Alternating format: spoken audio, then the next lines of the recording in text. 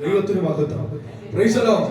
വളരെ നിരാശ പത്രോസിന്റെ ജീവിതത്തിൽ ഉണ്ട് എങ്കിലും ഹല്ലേലൂയ, പത്രോസിന് അറിയാം കടലിന്റെ ഏത് ഭാഗത്ത് വീശണമെന്നും എവിടെ മത്സ്യം ഉണ്ടാകുമെന്നും ഏത് ഭാഗത്ത് വീശിയാൽ മത്സ്യം ലഭിക്കുമെന്നൊക്കെ വളരെ കൃത്യമായിട്ട് പത്രോസിന് അറിയാം. ദൈവത്തിന് സ്തോത്രം ചെയ്യുന്നു. അവൻ സ്തോത്രം. ആ ഭാഗങ്ങളിലെല്ലാം പത്രോസ് വീശി. Price the Lord. എന്നാൽ പത്രോസിന് അവൻ ഒരു മീനിനെ പോലും ലഭിച്ചില്ല. ദൈവത്തിന് സ്തോത്രം. എന്നാൽ അവൻ സ്തോത്രം ദൈവത്തിന്റെ പൈതലേ, അവൻ സ്തോത്രം. പിശാചിന്റെ ഒരു പ്രവൃത്തിയുണ്ട്. അവൻ നീ എത്ര അധ്വാനിച്ചാലും നിന്റെ അധ്വാനത്തെ ആഴങ്ങളിൽ ചിതറിക്കുന്ന ഒരു വ്യാപാരമുണ്ട്. ദൈവത്തിന് സ്തോത്രം. ആഴങ്ങളിൽ നിന്റെ ആ നന്മയെ ചിതറിക്കുന്ന അതെ പത്രോസിന്റെ നന്മയെ ആഴങ്ങളിൽ ചിതറിച്ചു കളഞ്ഞു. ദൈവത്തിന് സ്തോത്രം. അവൻ നന്മ മുഴുവൻ ചിതറിപ്പോയി. ഒന്നും ലഭിക്കാതെ പത്രോസ് അവൻ പടകിൽ നിരാശനായി ഇരിക്കുമ്പോഴാണ് അവൻ സാക്ഷാൽ അവൻ വചനം ജഡമായി തീർന്ന അവൻ കർത്താവായ യേശു അവിടേക്ക് വരികയാണ്. ദൈവത്തിന് സ്തോത്രം. പത്രോസോട് പറഞ്ഞു, പത്രോസെ നിന്റെ പടക് എനിക്കൊന്ന് നൽകണം. സാധാരണ ഗതിയിൽ നമ്മളാണെങ്കിൽ വളരെ ദേഷ്യത്തോടെ ആയിരിക്കും നമ്മളത് പെരുമാറുക. ഒരുപക്ഷെ രാത്രി മുഴുവൻ നമ്മൾ അധ്വാനിച്ചൊന്നും ലഭിച്ചില്ല, വളരെ നിരാശയാണ്. അപ്പോഴാണ് ഒരാൾ വന്ന് പടവ് ചോദിക്കുന്നത്. ആമേൻ, സ്തോത്രം, ഹല്ലേലൂയ. എന്നാൽ പത്രോസ് വളരെ സന്തോഷത്തോടെ യേശുവിന് പടവ് വിട്ടുകൊടുത്തു. ആമേൻ. യേശു പടകിലേക്ക് കയറി. ആമേൻ, സ്തോത്രം. അവൻ കർത്താവായ യേശുവിന്റെ അധരങ്ങളിൽ നിന്ന് പുറപ്പെടുന്ന ലാവണ്യ വാക്കുകൾ, അവൻ ജീവിപ്പിക്കുന്ന വചനം, അവൻ വചനം ജഡമായി തീർന്നവന്റെ അധരങ്ങളിൽ നിന്ന് വചനം പുറപ്പെട്ടപ്പോൾ ആമേൻ, പ്രൈസ് ദി ലോർഡ്, ആഴങ്ങളിൽ പൈശാചികം ചിതറിച്ചത്, അവൻ പത്രോസിന്റെ നന്മയെ ചിതറിച്ചു കളഞ്ഞത് ദൈവത്തിന്റെ വചനത്തിന്റെ ശക്തിയാണ്. ആമേൻ, ആമേൻ, ഹല്ലേലൂയ. കൂടി വരുവാനിടയാണ്. പിശാചിന്റെ പദ്ധതി നിന്റെ നന്മയെ ചിതറിക്കുക എന്നതാണ്. എന്നാൽ എന്റെ ദൈവത്തിന്റെ പദ്ധതി ആമേൻ, സ്തോത്രം, ചിതറിച്ച് കളഞ്ഞത്, ആമേൻ, ഇന്നലകളിൽ നിന്റെ നന്മയെ ഇല്ലാതാക്കിയത്, ചിതറിച്ചതിനെ കൂട്ടി വരുത്തുന്ന ഒരു വലിയ ദൈവ പ്രവൃത്തി. വചനം സംസാരിച്ച് അവൻ കഴിഞ്ഞപ്പോൾ യേശു സംസാരിച്ചതിന് ശേഷം പത്രോസിനോട് പറഞ്ഞു, പത്രോസേ നീ ആഴങ്ങളിലേക്ക് വലയിറക്കാൻ പറഞ്ഞു. പത്രോസ് പറഞ്ഞു, ഞാൻ രാത്രി മുഴുവൻ അധ്വാനിച്ചു, ഒന്നും ലഭിച്ചില്ല. ഇനി എനിക്ക് ഇറക്കാൻ മനസ്സില്ലെന്നല്ല പത്രോസ് പറഞ്ഞത്. അവൻ രാത്രി മുഴുവൻ ഞാൻ അധ്വാനിച്ചു, എനിക്കറിയാവുന്ന രീതിയിലൊക്കെ ഞാൻ നോക്കി, പക്ഷെ ഒന്നും ലഭിച്ചില്ല. എങ്കിലും നിന്റെ വാക്കിന് ഞാൻ വല ഇറക്കാം. ദൈവത്തിന് സ്തോത്രം. ഇന്ന് രാത്രിയിലും അവൻ സ്തോത്രം, ഇന്നലകളിൽ അവൻ നമുക്കുണ്ടായ പരാജയങ്ങൾ, അവൻ ഇന്നലകളിൽ നമുക്ക് അവൻ ലഭിക്കേണ്ട അവൻ ഒരുപക്ഷെ നന്മകളൊക്കെ മുടങ്ങിക്കിടന്നേക്കാം.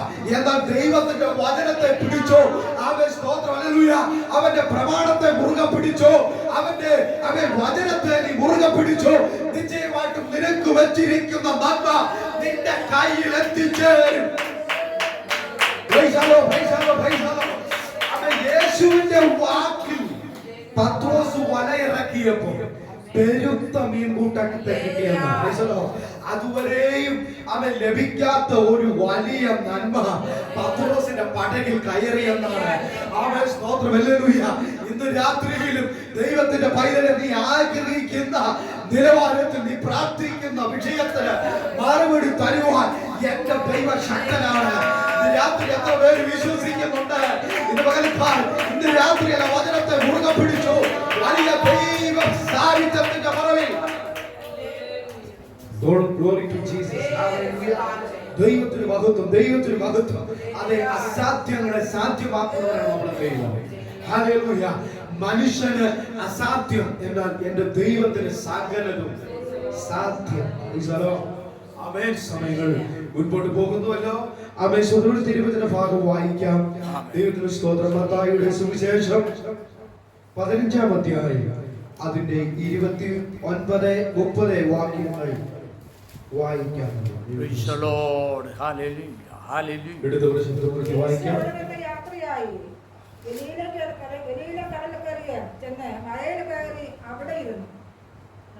വളരെ പുരുഷാരം, മുടന്തർ, കുരുടർ, ഊമർ, കൂനർ മുതലായ പലരെയും അവന്റെ അടുക്കൽ കൊണ്ടുവന്ന് അവന്റെ കാൽക്കൽ വെച്ചു. അവനവരെ സൗഖ്യമാക്കി. ഊമർ സംസാരിക്കുന്നതും കൂനർ സൗഖ്യമാകുന്നതും മുടന്തർ നടക്കുന്നതും കുരുടർ കാണുന്നതും പുരുഷാരം കണ്ടിട്ട് ആശ്ചര്യപ്പെട്ടു. ഇസ്രായേലിന്റെ ദൈവത്തെ മഹത്വപ്പെടുത്തി. ഇവിടെ നമ്മളിങ്ങനെ വായിച്ചു, യേശു അവിടെ നിന്ന് യാത്രയായി ഗലീല കടലരികെ ചെന്നു മലയിൽ കയറി അവിടെ ഇരുന്നു. സ്തോത്രം. വളരെ പുരുഷാരം, മുടന്തർ, കുരുടർ, ഊമർ, കൂനർ മുതലായ പലരെയും അവന്റെ അടുക്കൽ കൊണ്ടുവന്ന് അവന്റെ കാൽക്കൽ വെച്ചു. ദൈവത്തിന് സ്തോത്രം ചെയ്തു. യേശു അവിടെ യാത്രയായി ഗലീല കടലരികെ ഒരു മലയിൽ കയറി ഇരുന്നു.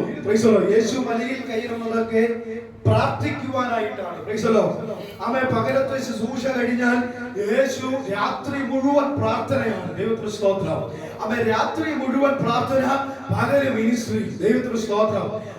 യേശു പുരുഷാരത്തിൽ നിന്ന് മാറി തന്റെ പിതാവിനോട് പ്രാർത്ഥിക്കുവാൻ യേശു മലയിൽ കയറി ഇരിക്കുമ്പോൾ സ്തോത്രം, യേശുവിന്റെ അടുക്കലേക്ക് പിന്നെയും അവൻ എവിടെ ഇരിക്കുന്നു എന്ന് തിരഞ്ഞ് സ്തോത്രം പുരുഷാരം വീണ്ടും പ്രാർത്ഥനാ വിഷയമായി യേശുവിന്റെ അടുക്കലേക്ക് ചെല്ലുകയാണ്. മലയെ കയറി യേശുവിന്റെ കാൽക്കൽ ഈ പ്രാർത്ഥനാ വിഷയം വെച്ചുകൊണ്ടാണ് നമ്മൾ വായിച്ചത്. ദൈവത്തിന്റെ വചനം പറയുന്നു, സ്വർഗം എന്റെ സിംഹാസനം, ഭൂമി എന്റെ പാദപീഠം. അങ്ങനെയാണെങ്കിൽ ഇന്ന് പകൽക്കാലം ഉപവാസത്തോടും പ്രാർത്ഥനയോടും ആയിരിക്കുന്ന ദൈവസഭയെ ഇന്ന് രാത്രിയിലും അവന്റെ പാദപീഠത്തിലാണ് നമ്മൾ ആയിരിക്കുന്നത്. നീ നിന്റെ വിഷയം വച്ചിരിക്കുന്നത് അവന്റെ പാദപീഠത്തിലാണ്, അവന്റെ കാൽക്കലാണ്. യേശുവിന്റെ കാൽക്കൽ വന്ന ഒരു വിഷയങ്ങൾക്കും മറുപടി ഇല്ലാതെ പോയിട്ടില്ല. ഇന്ന് രാത്രിയിലും നീ വച്ചിരിക്കുന്ന വിഷയത്തിന് മറുപടി തരുവാൻ അവൻ ശക്തനാണ്. വായിച്ചു. മുടന്തർ, കുരുടർ, ഊമർ, കൂനർ എങ്ങോട്ടാ കയറി വന്നേ? മലയിൽ യേശു ഇരിക്കുന്ന ഇടത്ത്. ദൈവത്തിന് സ്തോത്രം. മുടന്തരായ ഒരു മനുഷ്യന് നടന്നു കയറാൻ ഒക്കത്തില്ല. കൂനനായ ഒരു മനുഷ്യന് തനിയെ നടന്നു കയറാൻ ഒക്കത്തില്ല. സ്തോത്രം. അവനെ ചുമന്നുകൊണ്ട് പുരുഷാരം ചുമന്നുകൊണ്ട് പോകുകയാണ്. ദൈവത്തിന് സ്തോത്രം ചെയ്യുന്നു. ഈ ചുമക്കുന്നവരോട് ചോദിക്കാം, നിങ്ങൾ എന്തിനാണ് ഈ ഭാരം ചുമക്കുന്നത്?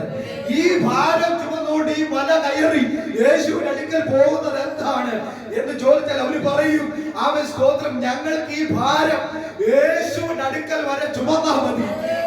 അവന്റെ കാൽക്കൽ ഈ വിഷയം വെച്ച് കഴിഞ്ഞാൽ ഞങ്ങൾക്ക് മറുപടിയാ. തിരിച്ചിവരെ ചുമന്നുകൊണ്ട് ഇറക്കേണ്ട കാര്യമില്ല. അവർക്ക് ഒരു പൂർണ്ണ വിശ്വാസമുണ്ട്. യേശുവിന്റെ അടുക്കൽ വന്നാൽ, യേശുവിന്റെ അടുക്കൽ വിഷയം എത്തിച്ചാൽ സകലത്തിനും മറുപടി നൽകുന്ന, സകല പ്രശ്നത്തിനും പരിഹാരം വരുത്തുന്ന. സ്തോത്രം. അങ്ങനെയെങ്കിൽ ഇന്ന് രാത്രിയിലും നമ്മൾ മുട്ടുമടക്കിയിരിക്കുന്നത്, നമ്മുടെ പ്രാർത്ഥനാ വിഷയങ്ങൾ വെച്ചിരിക്കുന്നത് അവന്റെ പാദപീഠത്തിലാണ്. ഇന്ന് രാത്രിയിൽ ദൈവത്തിന്റെ പൈതലേ, നിന്റെ പ്രാർത്ഥനയ്ക്ക് മറുപടിയുണ്ട്. രോഗമായാലും ക്ഷീണമായാലും കടഭാരമായാലും ഏതു വലിയ വിഷയമായാലും അതിന് പരിഹാരം വരുത്തുന്ന ഒരുവന്റെ പാദപീഠത്തിലാണെന്ന് ഇരിക്കുന്നത്. വിശ്വാസത്തോടെ ഈ വചനത്തെ മുറുകെ പിടിച്ചു. നിന്റെ പ്രത്യാശയ്ക്ക് ഭംഗം വരികയില്ല. നമുക്കറിയാം, ബെഥാനിയിൽ മാർത്തിയുടെയും മറിയുടെയും ഭവനത്തിൽ യേശു ബെഥാനിയിൽ വരുമ്പോഴൊക്കെ സ്തോത്രം, വലിയ ധനാഢ്യന്മാരുടെ ഭവനങ്ങളിൽ യേശു പോകുമെങ്കിലും കൂടെ കൂടെ ബെഥാനിയിൽ എത്തുമ്പോൾ മാർത്തയുടെയും മറിയുടെയും ലാസറിന്റെയും ഭവനത്തിലാണ് യേശു കൂടെ കൂടെ ചെല്ലാറ്. ആ എളിയ ഭവനത്തിലെത്തി അവരുണ്ടാക്കി കൊടുക്കുന്ന എളിയ ഭക്ഷണം കഴിച്ച് അവരോട് കൂടെ ഇരുന്ന് പ്രാർത്ഥിച്ച് അവരെ വചനം പഠിപ്പിച്ച് ആ ഭവനത്തിൽ വിശ്രമിക്കുവാനാണ് യേശു കൂടുതൽ ആഗ്രഹിച്ചിരുന്നത്. ദൈവത്തിന് സ്തോത്രം. നമുക്കിവിടെ വായിക്കുമ്പോൾ മനസ്സിലാവും, മാർത്ത ജോലി കാര്യങ്ങളിൽ ഏർപ്പെടുമ്പോൾ മറിയ യേശുവിന്റെ പാദപീഠത്തിൽ. ദൈവത്തിന് സ്തോത്രം. ഹല്ലേലൂയ. ആമേൻ സ്തോത്രം. ആ യേശുവിന്റെ പാദപീഠത്തിൽ ഇരുന്നു കൊണ്ട് മറിയ ആമേൻ യേശുവിന്റെ ലാവണ്യ വാക്കുകൾ കേട്ട് അവരിൽ നിന്ന് വചനം പഠിച്ച് നല്ല അംശത്തെ തിരഞ്ഞെടുത്തു. യേശു കൂടെ കടന്നു വരുന്ന ആ ഭവനത്തിൽ അവൻ പ്രാർത്ഥനയുള്ള, ഉപവാസമുള്ള, വചന പഠനമുള്ള എല്ലാം അവൻ സ്തോത്രം ഹല്ലേലൂയ ആത്മീയ നിലവാരത്തിൽ ഉണ്ടായ ആ കൊച്ചു ഭവനത്തിൽ ഒരു കയ്പിന്റെ അനുഭവം ഉണ്ടായി. ദൈവത്തിന് സ്തോത്രം ചെയ്യുന്നു. ഈ മാർത്തയുടെയും മറിയുടെയും ലാസറിന്റെയും അവൻ നന്നായ ചെറുപ്പത്തിൽ തന്നെ ഇവരുടെ മാതാപിതാക്കൾ നഷ്ടപ്പെട്ടു. അനാഥരായ ഈ കുടുംബത്തിന്റെ ഏക ആശ്രയം എന്ന് പറഞ്ഞത് ഈ സഹോദരിമാരുടെ ഏക ആശ്രയം ഈ സഹോദരൻ ലാസറാണ്. അവൻ ഇളയ സഹോദരനായ ലാസറൻ ഒന്ന് വളർന്ന് അവൻ അവൻ സ്തോത്രം ഹല്ലേലൂയ അവൻ സ്തോത്രം മുതിർന്ന് അവൻ ജോലി ചെയ്തിട്ട് വേണം സഹോദരിമാരായ ഇവരെ അന്വേഷിക്കുവാൻ. അങ്ങനെ വലിയ ആഗ്രഹത്തിൽ ഈ സഹോദരനെ വളർത്തിക്കൊണ്ടുവന്ന ഈ സഹോദരിമാർ ഒരു സമയത്ത് ഈ സഹോദരന് മരണകരമായ ഒരു രോഗം പിടിപെട്ടു. കൂടെ യേശു വരുന്ന ഭവനമാണ്, പ്രാർത്ഥനയുള്ള ഭവനമാണ്, ഉപവാസമുള്ള ഭവനമാണ്, ആരാധനയുള്ള ഭവനമാണ്. ആ ഭവനത്തിൽ ഇങ്ങനെ ഒരു കയ്പുണ്ടായത് എന്താണ്? ദൈവത്തിന് സ്തോത്രം ചെയ്യുന്നു. ഹല്ലേലൂയ. ഈ മരണം സംഭവിക്കും, ഞങ്ങളുടെ സഹോദരൻ മരിച്ചു പോകുമെന്ന് വളരെ വ്യക്തമായി മനസ്സിലാക്കിയ സഹോദരിമാർ ഒരുവനെ യേശുവിന്റെ അടുക്കലേക്ക് പറഞ്ഞു വിട്ടു. ദൈവത്തിന് സ്തോത്രം. യേശുവിന്റെ അടുക്കലേക്ക് യേശു അടുത്ത ഗ്രാമത്തിലുണ്ട് എന്ന് മനസ്സിലാക്കിയിട്ട് യേശുവിന്റെ അടുക്കലേക്ക് ഒരു ദൂതനെ, ഒരു വ്യക്തിയെ പറഞ്ഞു വിടുവാനിടയായി. ഇദ്ദേഹം യേശുവിന്റെ അടുക്കൽ ചെന്നിട്ട് പറഞ്ഞു, ഗുരു, നീ ഉടനെ ബഥാനിയിലേക്ക് മടങ്ങി വരണം. നീ കൂടെ വരുന്ന ഭവനമാണല്ലോ മാർത്തയുടെയും മറിയയുടെയും ഭവനം. അവരുടെ ഇളയ സഹോദരൻ മരണകരമായ അവസ്ഥയിലായിരിക്കുന്നു, അവൻ മരിച്ചു പോകും.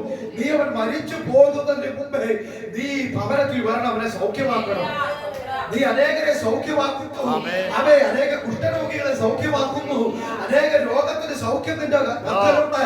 അതുകൊണ്ട് അവരുടെ സഹോദരനെ സൗഖ്യമാക്കണം. ആ സഹോദരിമാർ എന്നെ പറഞ്ഞു വിട്ടതാ. അപ്പോൾ യേശു ഒരു വചനം പറഞ്ഞു. എന്താ വചനം?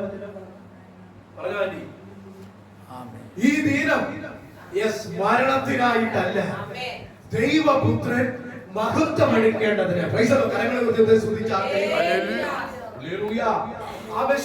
ഈ വചനം കേട്ടിട്ട്, ഈ മറുപടി കേട്ടിട്ട് ഇവരെ പറഞ്ഞു വിട്ട ഈ വ്യക്തി തിരിച്ച് ബഥാനിയിൽ എത്തുമ്പോൾ താൻ ദൂരെ നിന്ന് കാണുന്നത് നീല ടാർപ്പയൊക്കെ വിരിച്ച് കസേരയൊക്കെ നിരത്തിയിട്ടിരിക്കുന്നു. ദൂരെ നിന്ന് കണ്ടപ്പോഴേ ഈ വ്യക്തിക്ക് മനസ്സിലായി ഞാൻ ഏത് വിഷയമായിട്ടാണോ പോയത് ആ വിഷയം തീർന്നു, ആ വിഷയം മരിച്ചു, ഇനി പറഞ്ഞിട്ട് കാര്യമില്ല. ദൈവത്തിന് സ്തോത്രം. ഈ വ്യക്തി മാർത്തയുടെയും മറിയുടെയും അടുക്കൽ വന്നിട്ട് പറഞ്ഞു, യേശു, നിങ്ങളുടെ ഭവനത്തിൽ വരുന്ന യേശു, നിങ്ങൾ പ്രാർത്ഥിക്കുന്ന യേശു എന്നോട് ഇങ്ങനെയാ പറഞ്ഞത്. എന്തുവാ പറഞ്ഞത്? ഈ ദിനം മരണത്തിനായിട്ടല്ല, ദൈവപുത്രൻ മഹത്വമെടുക്കേണ്ടതിനാ. എന്നാൽ ഞാൻ ഏത് വിഷയമായിട്ട് പോയോ ആ വിഷയം മരിച്ചു. ദൈവത്തിന് സ്തോത്രം ചെയ്യുന്നു. സ്തോത്രം. ലാസറിന്റെ ഡെഡ് ബോഡി കല്ലറയ്ക്കകത്ത് വെച്ചു. ആ ഭാഗം വായിച്ചാൽ യഹൂദന്മാരുടെ ആചാരപ്രകാരം ശീലകൾ കൊണ്ട് ചുറ്റി. നമ്മുടെയൊക്കെ മരണമാണെങ്കിൽ മൂക്കിൽ വലിയ പഞ്ഞിയെ തിരികെ കെട്ടി, കാലിന്റെ തള്ളവിരൽ കൂട്ടിക്കെട്ടി, കൈ ഇങ്ങനെ കൂട്ടിക്കെട്ടില്ലേ, ഇനി ഒരിക്കലും പുറത്ത് വരരുതെന്ന് പറഞ്ഞാണ് നമ്മൾ ഇവിടുന്ന്. ദൈവത്തിന് സ്തോത്രം. എന്നാൽ യഹൂദന്മാരുടെ രീതി അനുസരിച്ച് അവര് തലമുഴൽ പാദം വരെ ശീലകൾ കൊണ്ട് ചുറ്റും. സ്തോത്രം. ശീലകൾ കൊണ്ട് ചുറ്റി കല്ലറയ്ക്കകത്ത് 42 പടിക്കെട്ടുകളുള്ള കല്ലറയാണെന്നാണ് സ്തോത്രം ചരിത്രകാരന്മാർ പറയുന്നത്. ഈ 42 പടിക്കെട്ടുകളുള്ള കല്ലറയ്ക്കകത്ത് അവൻ ലാസറിനെ ശീലകൾ കൊണ്ട് കെട്ടി കല്ലറയിൽ വെച്ച് വലിയൊരു കല്ല് മുരുക്കി വെച്ചു. ദൈവത്തിന് സ്തോത്രം ചെയ്യുന്നു. എല്ലാവരും വീട്ടിൽ പോയി അവരുടെ ചർച്ചിലുള്ള സെക്രട്ടറി രജിസ്റ്റർ എടുത്തിട്ട് അവൻ ലാസറിന്റെ പേര് ഇങ്ങനെ ഒറ്റ വര അവിടെ എഴുതിയിട്ടുണ്ട്. ലാസറിന്റെ ജനനം, ലാസറിന്റെ മരണം, ഡേറ്റ് എഴുതി ഇങ്ങനെ 2 ഇൻഡു ഇട്ടു എന്ന് പറഞ്ഞാൽ സഭക്കാര് തള്ളിക്കളഞ്ഞു.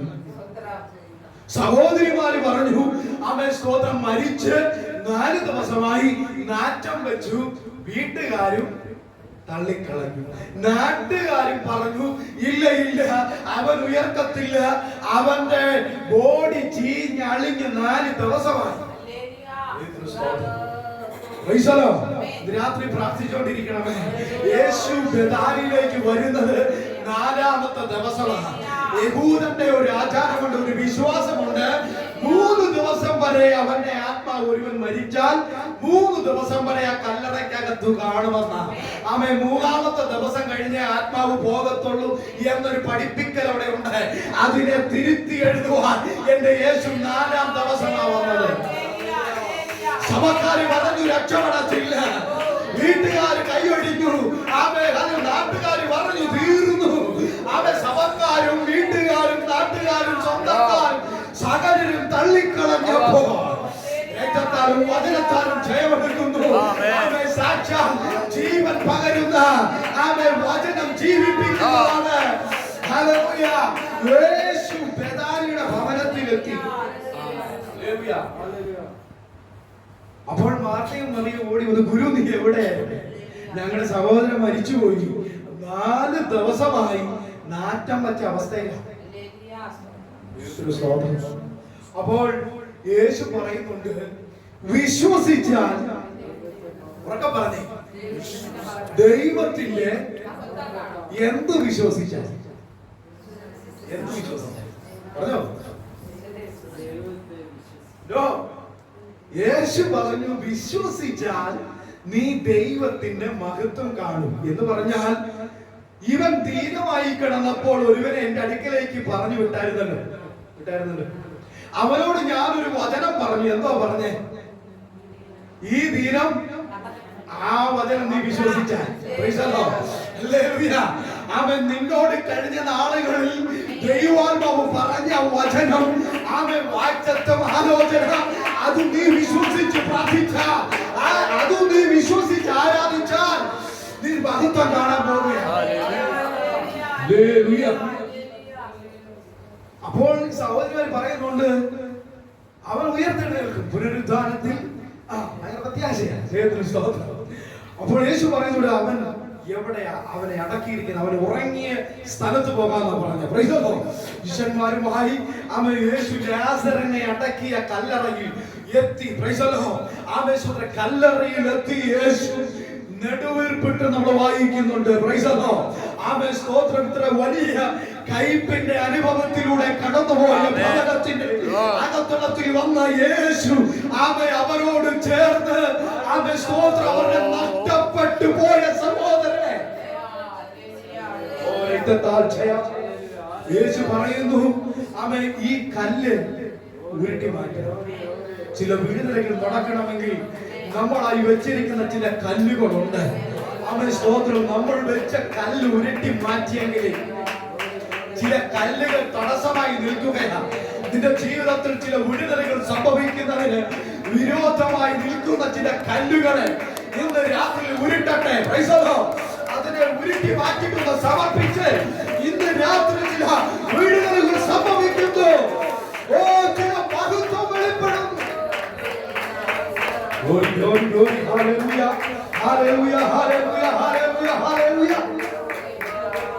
കല്ലുരുട്ടിയവർ കല്ല് വെച്ചവർ കല്ലുരുട്ടി മാറ്റി. യേശു ലാസറിനെ വിളിച്ചു, ലാസറേ പുറത്തു വരിക. ഒറ്റ വിളി. ശീലകൾ കൊണ്ട് ചുറ്റി അനങ്ങുവാൻ കഴിയാതെ അവൻ മരിച്ചവനായി കിടന്ന ലാസർ പുറത്തു വന്നു. എങ്ങനെ വന്നു? എന്റെ ചോദ്യം. 42 പടിക്കെട്ടുകളുണ്ട്. ചാടി ചാടി വരാൻ ഒക്കത്തില്ല, എഴഞ്ഞു വരാൻ ഒക്കത്തില്ല. എങ്ങനെ വന്നു? യേശുവിന്റെ ഒരു വിളിയിൽ സാധനം പൊങ്ങി, ഏറിൽ പൊങ്ങി. അവയെ അത് പുറത്തു വന്നെങ്കിൽ ഹല്ലേലൂയ, നിന്റെ വിഷയം മരിച്ചിട്ടില്ല. വീട്ടുകാർ പറഞ്ഞു നിന്റെ വിഷയം മരിച്ചു. ഓ ഹല്ലേലൂയ, നാട്ടുകാർ പറഞ്ഞു നീ പ്രാർത്ഥിക്കണ്ട. ഓ നിന്റെ വിഷയം മരിച്ചിരിക്കുകയാ. ഇന്ന് പകൽ രാത്രിക്കാലം നിന്റെ വിഷയം ദൈവം പറയുന്നു, നിന്റെ വിഷയം മരിച്ചിട്ടില്ല, നിന്റെ വിഷയം ഉയർക്കാൻ പോകുന്നു. Price the Lord.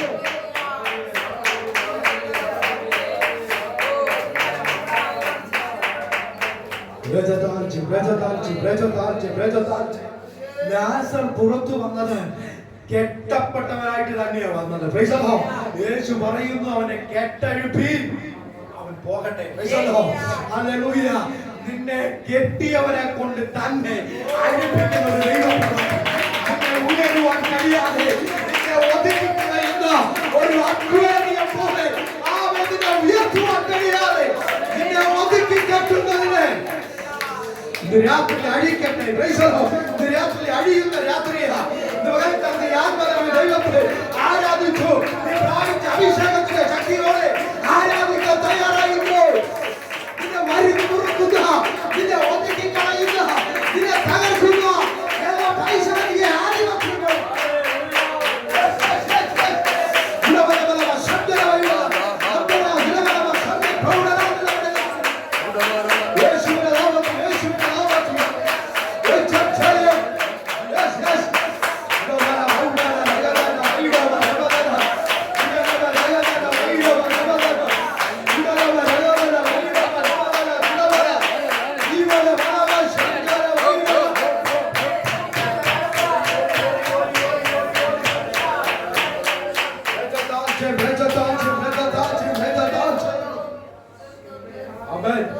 ഇത്ര വലിയ വിടുതൽ കണ്ട ഒരു കൈപ്പിന്റെ അനുഭവത്തിലൂടെ പോയ ഭവനത്തിൽ യേശു കൂടെ വന്ന ഭവനത്തിൽ ഒരു നിരാശ വന്നപ്പോൾ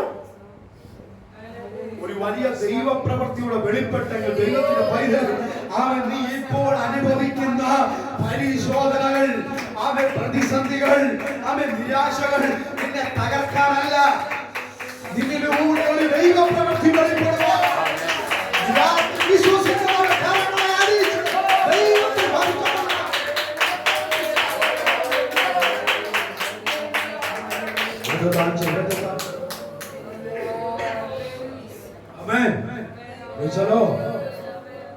ഈ മറിയ പിന്നെ എങ്ങനെ യേശുവിന്റെ കാൽക്കൽ നിന്ന് എഴുന്നേൽക്കും? യോഹന്നാന്റെ സുവിശേഷം 12-ാം അധ്യായത്തിൽ നമ്മൾ കാണുന്നുണ്ട്. യോഹന്നാന്റെ സുവിശേഷം 12-ാം അധ്യായം വായിക്കാമോ?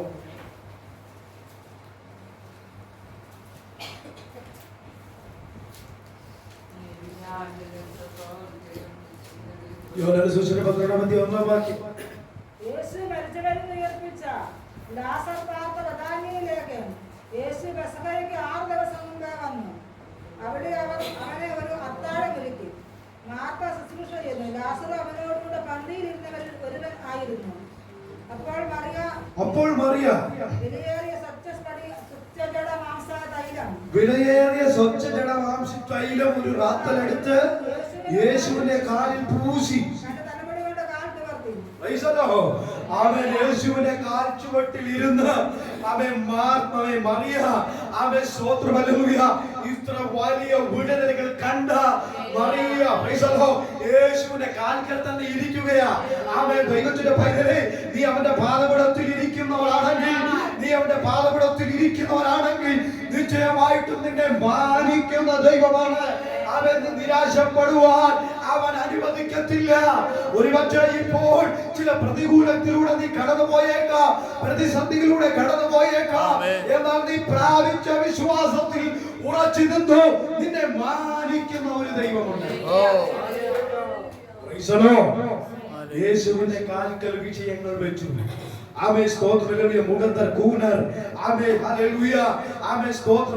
സകലവിധ രോഗങ്ങളാലും ഭാരപ്പെടുന്നവരെ ചുമന്നുകൊണ്ട് യേശുവിന്റെ കാൽക്കൽ വെച്ചു. യേശു അവരെ സൗഖ്യമാക്കി. ദൈവത്തിന് സ്തോത്രം. ആമേൻ. ദൈവത്തിന്റെ മക്കളെ, ആമേൻ, ഇന്ന് പകൽ മുതൽ ആരംഭിച്ചതായി ഈ ഉപവാസ പ്രാർത്ഥന, ആമേൻ, സ്തോത്രം, വരും ദിവസങ്ങളിലും നടക്കും, നാളെയും രാത്രിയിലും നടക്കുന്ന ആമേൻ ഉപവാസ പ്രാർത്ഥനയിൽ ദൈവം വളരെ ശക്തമായി ആമേൻ സഭയെ ഉപയോഗിക്കട്ടെ എന്ന് ആത്മാർത്ഥമായി പ്രാർത്ഥിക്കുന്നു. ആമേൻ, സ്തോത്രങ്ങളിൽ ഇത്രയും സമയം ആമേൻ ദൈവവചനം സംസാരിക്കുവാൻ സ്വർഗ്ഗത്തിന് ദൈവം എളിയവനെ ബലപ്പെടുത്തി ഓർത്ത് ദൈവത്തിന് മഹത്വം കരേറ്റുന്നു. എനിക്ക് ഇങ്ങനെ ഒരു അവസരം നൽകി തന്ന കർത്താവിന്റെ ദാസൻ ഷേണായി പാസ്റ്ററോടും സഭയോടും ആമേൻ ഒരിക്കൽ കൂടി നന്ദി അറിയിച്ചുകൊണ്ട് ദൈവത്തിന്റെ സന്നിധിയിൽ ഇരിക്കുന്നു. കർത്താവ് എല്ലാവരെയും ധാരാളമായി അനുഗ്രഹിക്കുമാറാകട്ടെ. ആമേൻ. Praise the Lord.